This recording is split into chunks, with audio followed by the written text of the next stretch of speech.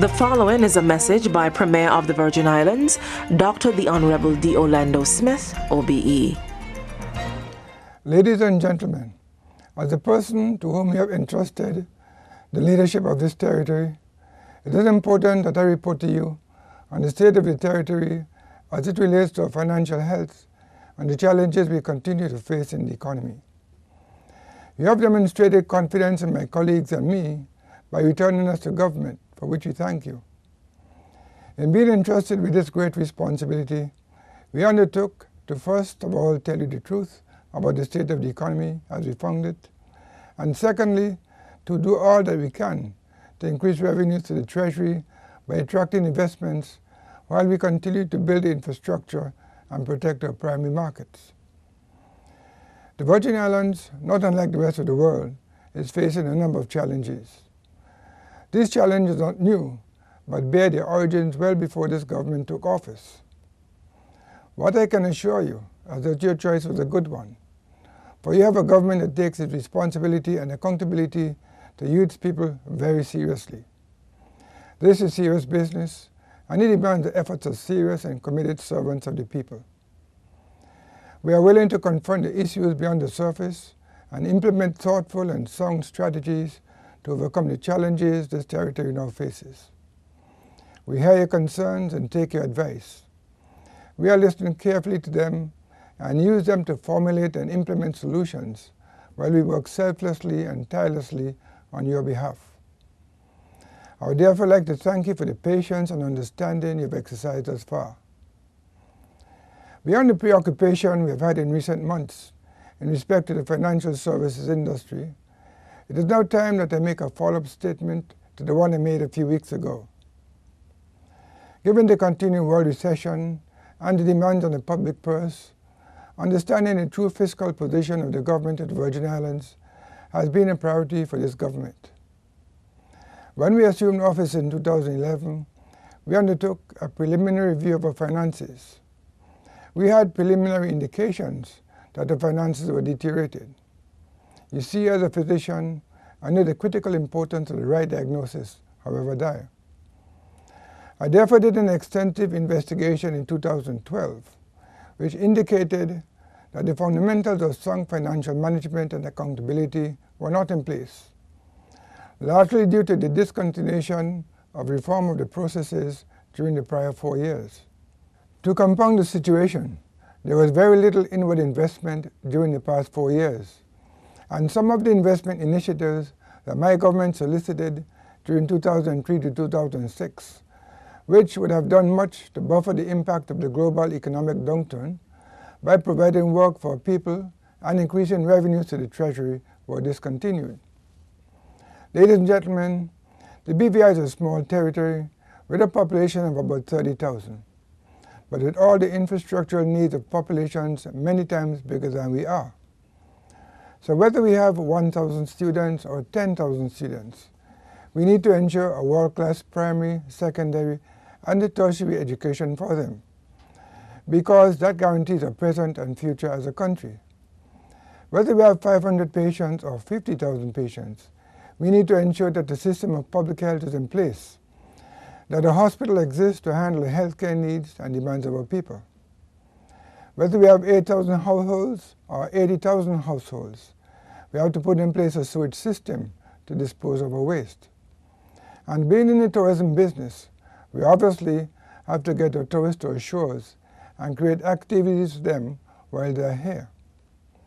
We have done quite a bit of work in this sector in the last 2 years, and so I will soon report to you on the things that have been happening here and our outlook for the future of this sector in the BVI. The point I'm making, my people, is that we have costly demands on shrinking resources, and so we have to look carefully at where we are financially and what decisions must be made if we are to continue to provide the services that are incumbent on government and expected by the populace. The reality is that the BVI is facing tough times, not unlike what have been felt in much of the global economy. How we fare ultimately will depend on our ability to make the tough but necessary decisions and stay the course which my government believes will lead to a brighter future for all the people of the territory.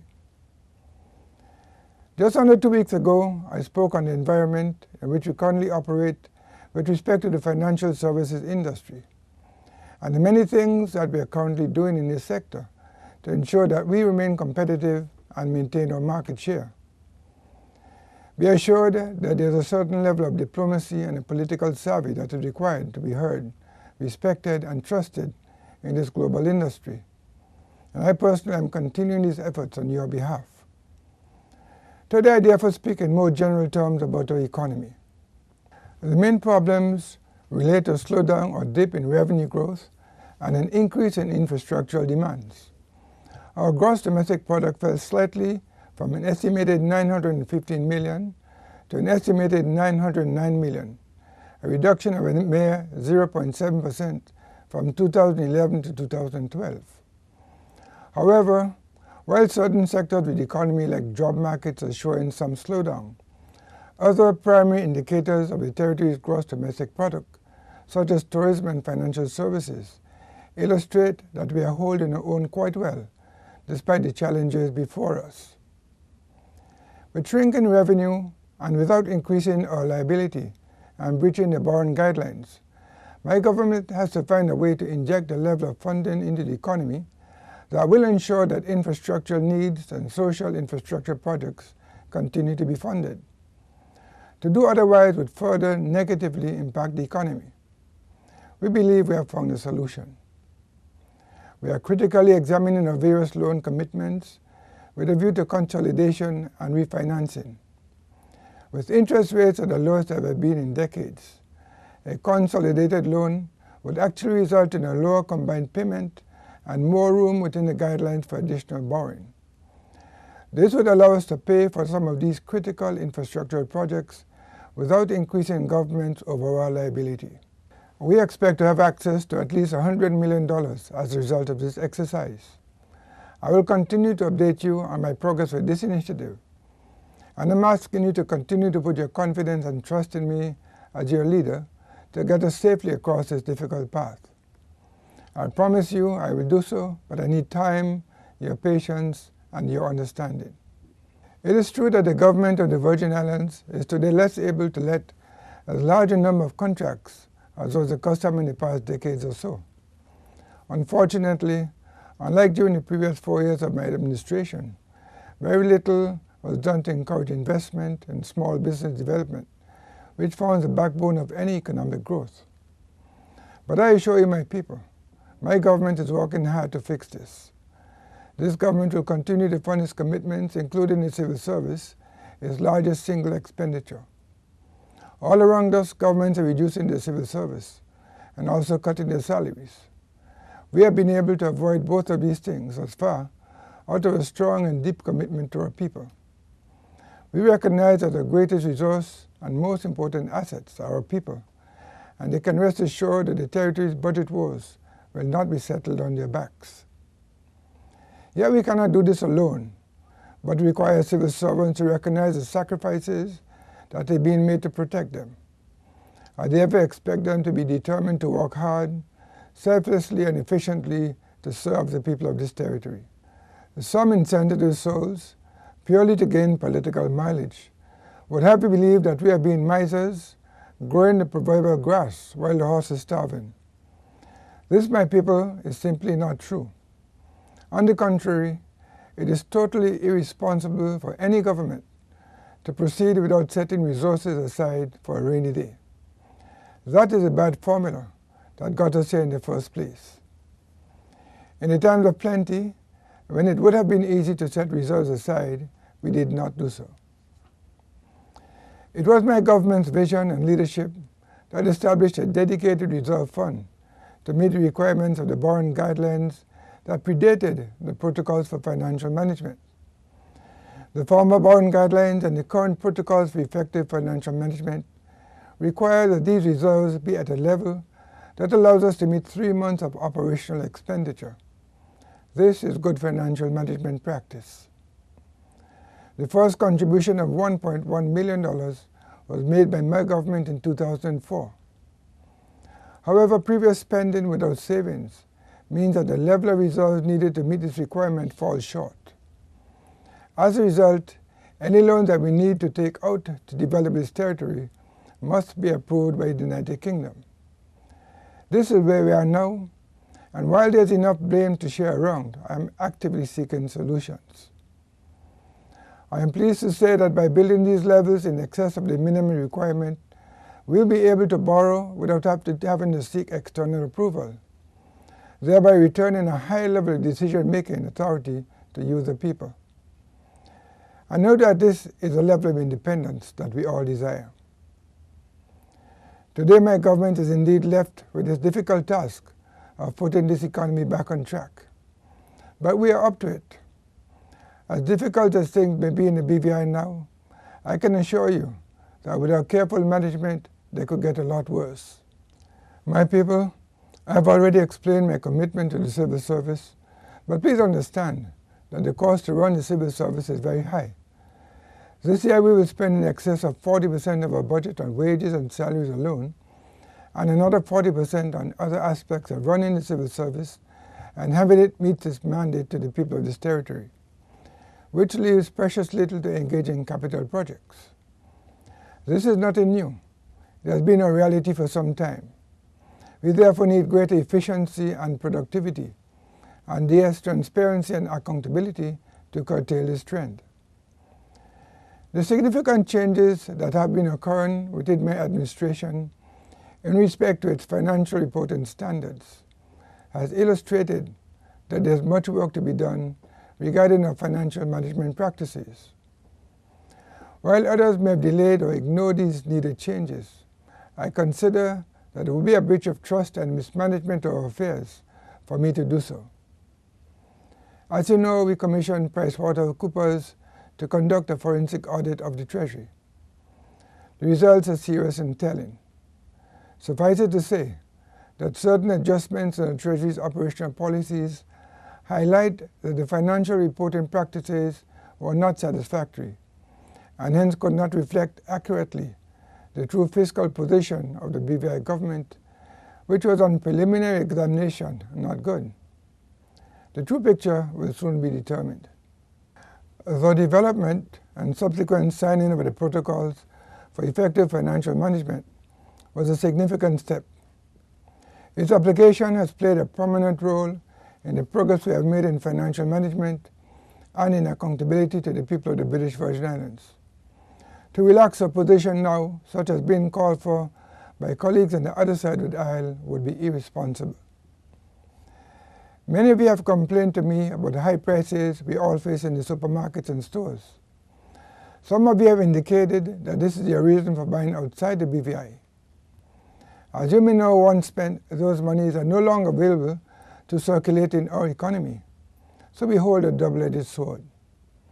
However, while I agree with you that some prices in the BVI are high, at the same time, we should also understand that if we continue to spend as we have been doing outside of our economy, we cannot affect these prices, but we will affect jobs and job creation, as well as the further development of our own economy.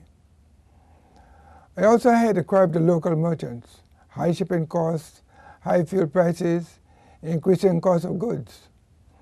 Still, I believe there is room for dialogue to understand what can be and needs to be done to bring BVI's hard-earned dollars back to the BVI's marketplace.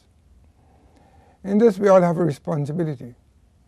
Government's responsibility includes carefully looking at issues. I will appoint a working party to assist me in that regard and report back. In the past, we have instituted relevant policies such as carefully examining tariffs and making appropriate changes, as we have done for items such as computers. I now recognize that we have not gone far enough. Merchants also have a responsibility to consider changing their marketing strategy, perhaps in lowering the cost of high consumables, and earn their markup on volume or luxury goods, and of course thereby encouraging the consumer to shop in the BVI. We always get a reality check in this season of graduations, when we have hundreds of young people coming into the marketplace with shrinking job opportunities. Couple this with a growing number of unemployed persons, and it creates concerns.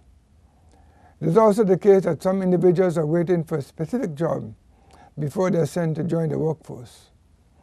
I cannot help in that scenario. However, if individuals want a job and jobs are not available, then that is a concern. Our statistics indicate our unemployment rate has been in steady decline for some time now, from 18,473 persons in 2010 to 18,238 persons in 2011 to the current 17,797 persons in 2012.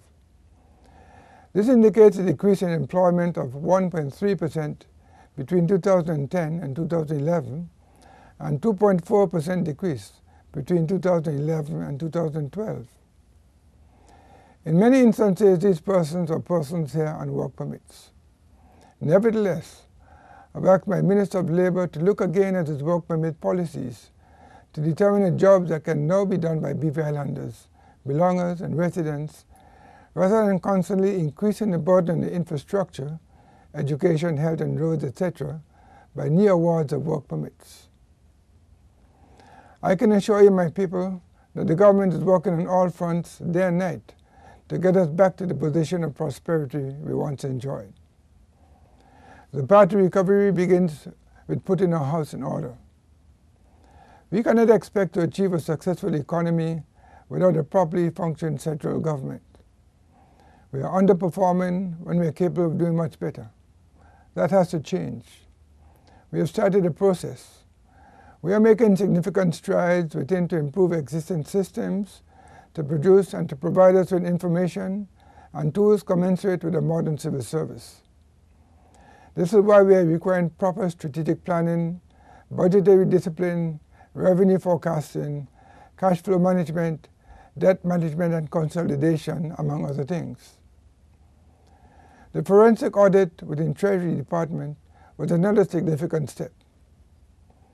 We are currently revamping the entire department, creating new operating procedures and higher standards of operation. Within the coming weeks, I expect a BV Islander will be appointed as Accountant General, with professional accounting qualifications and extensive experience. We have created a Central Statistics Office, which will focus singularly on managing and collating data, so that ministers and officials alike can have hard data by which to make better decisions. We have created a macro fiscal unit within the Ministry of Finance to analyze the relationship between the fiscal realities in the government and the economic behavior of the economy in order that my colleagues and I can make forward-looking information-based decisions to promote the success of this territory. The budget process has been improved in order that it was to be more result-based, transparent and meaningful to the people, and that your hard-earned tax dollars will be utilized more effectively and efficiently. We are developing a reporting structure so that regular reports of the activities and financial position of the government of the Virgin Islands will be published for all to see. Stronger project management, oversight, and project analysis is currently being developed, as well as to ensure that projects before and during executions are subject to strict standards, promoting value for money for the people of this territory. E-government is also being pursued vigorously, headed up by one of my colleagues, in order to allow you to use government services more easily. We are moving into a new area of accountability, transparency, and performance. We are moving in the right direction. In other words, I'm making sure that when we speak about the economy in the future, we have the hard facts to support our conclusions, because I'm making sure that the systems are put in place. Ladies and gentlemen, these are not academic exercises. This is prudent financial management and is critical to the long-term viability of the Virgin Islands. Beyond putting our house in order, there are other key initiatives that we have undertaken to build a better Virgin Islands. We have re-established the National Business Bureau. This institution is meant to assist enterprise and business people to strike out on their own. In this way, our people will with pride be able to provide for themselves and their families. The Bureau will continue to train our people in managing a business and in preparing business plans for banks. It will assist persons with raising seed money and gaining access to cheaper credit to start their business and invest in this economy. Inward investment is also very important. We will support the right kind of investments and investors for our country. This is both necessary and vital to growing our economy. It is a simple truth, as a territory, we do not have the means to engage in projects to the level and frequency that we did in the past. Nor do we have adequate financial resources to get on with completing all the necessary infrastructure projects in healthcare, transportation, roads, water, and sewage all at once. This is why my government is carefully selecting and prioritizing projects that will provide the maximum benefits to you. We will fund those we can with the cash available and utilize loan funding or alternative means such as public-private partnerships for larger scale projects. Now let me talk about the projects that are receiving focus from this government. They are listed not necessarily in order of importance, but as a way of dealing with each separately. We are completing a hospital. The health of a nation is the wealth of a nation. As it stands, we fund the Health Services Authority to the tune of $22 million per year. In addition, government is frequently called upon to assist families with costly healthcare treatment and special needs that we are not equipped to give locally. These arrangements are not sustainable in the long term, and that is part of the reason why we have to conclude the discussions on a national health insurance program. It is, I can assure you, short-term pain for long-term gain. A completed sewage system in the eastern Longlook area and in Rotong is a must. As we have known for years, the current situation in these areas is unacceptable and inconsistent with the products and services we offer in our economy. The issue of sewage has been a talking point in political campaigns for the last 12 to 15 years, and it is now beyond critical. We intend to bring closure to this debate. We will build a senior citizens retirement home to allow our elderly citizens to live out their final years in comfort and dignity. And we intend to complete this project utilizing available cash. When the world looks at the way we treat our young and our elderly, we want them to say that truly this is a civilized territory, a good place to live, to vacation, and to invest. The cruise pier. This is essential for the competitiveness of our cruise industry and growth of the BVI tourism industry as a whole.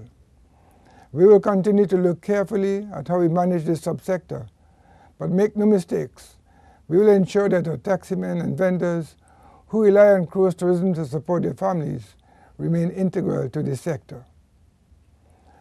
Although we have not yet arrived at the state at which we receive final approvals from the Government of the United Kingdom in respect of this project, they have indicated their satisfaction with the processes thus far, have agreed to the need to implement this project, and express their satisfaction to the basic terms of engagement now being finalized.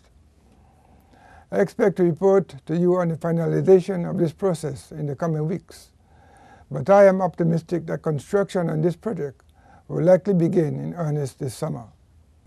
We will ensure that Prospect Reef Hotel is upgraded or replaced to the standard of at least a 4-star hotel.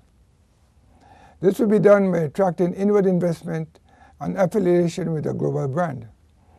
This hotel will be used to complement the existing hotels we now have on the main island of Tortola.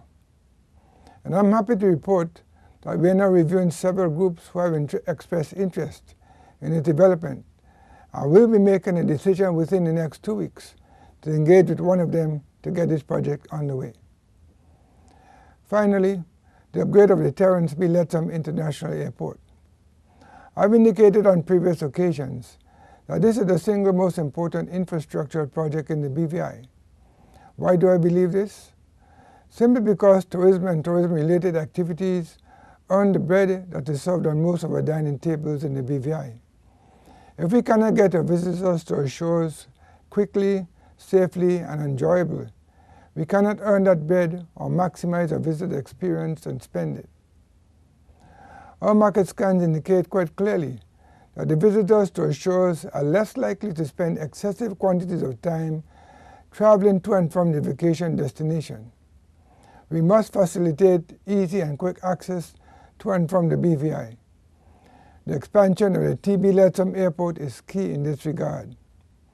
Quick and easy access to and from BVI is also a key factor for us as BVI Islanders in addition to our business sector, and plays a vital role in the use and success of our commercial court as well.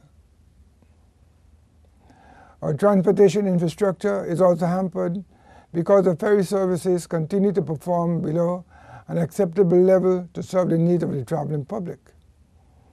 As a government, we have a responsibility to the public and have engaged the operators to determine how best to help them provide more efficient services. However, if significant improvement in this service is not seen within the very near future, government intervention will be necessary to ensure that the service commensurate with what the people and visitors of the people of the BVI deserve is in place. Ladies and gentlemen, agriculture and fishing continue to be key matters for this government. The greenhouse project was a significant investment, and we are now re-examining how best to revitalize the project to reduce our dependence on agricultural imports and increase food security. This will also provide an opportunity for our local enterprising farmers to utilize advanced methods to meet local demand on a commercial scale and build businesses. We have already made strides in the fishing industry, developing capacity and outlet of the fisheries. We continue to engage the fishermen to assist them with building businesses and hopefully industries. These initiatives and projects which are needed will also provide direct benefits once started in terms of employment opportunities, both in the development and subsequent management. They are also by no means exhaustive of the work your government is engaged in on your behalf. Building a better workforce through education, as well as immigration and labor reform, are key dynamics in building a strong economy. My people, I have tried to lay out with all frankness to you the state of our economy. More importantly, I have set out the path that we must follow which will restore territory to its former glory. The public sector projects combined with those ongoing in the private sector, together with our tourism and financial services activities, is our blueprint. To succeed, every citizen must play his or her part. Elected representatives on both sides of the House must lead by demonstrating a commitment to work for the good of the people. We must understand and demonstrate that the BVI is bigger than any and all of us, and that endless deadlock and political haranguing is counterproductive and is hurting the very people that we have pledged to serve. Second, we all as citizens, residents and guest workers must keep productivity high throughout the entire spectrum of society and take pride in doing our best. The BVI government has a responsibility to the people and to good governance, and this often will translate in teaching you to fish rather than giving you fish. Thirdly, I would like to leave you with the hope of better days ahead. Throughout history, societies have had to struggle through periods of daunting challenge. For the societies that adapted and met the challenges before them with resolve and commitment to their fellow citizens, their rewards are great, and they survived to be examples to be emulated by others. For those that did not adapt, their societies did not endure. I believe within our borders are resourceful, resolute, proud and hardworking people who can meet and overcome the challenges that are now before us. I urge one and all to rise to meet the challenges. May God continue to bless us all and these beautiful British Virgin Islands.